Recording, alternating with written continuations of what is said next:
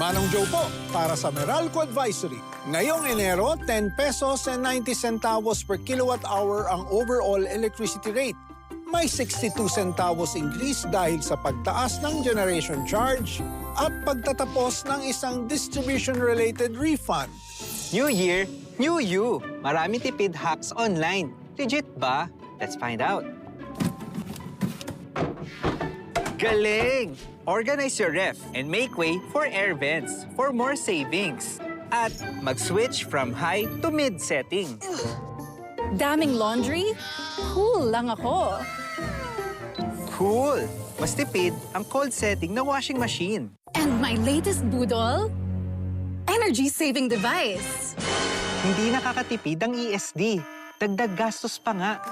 Para di mabudol, follow only official tips from Meralco and the Department of Energy.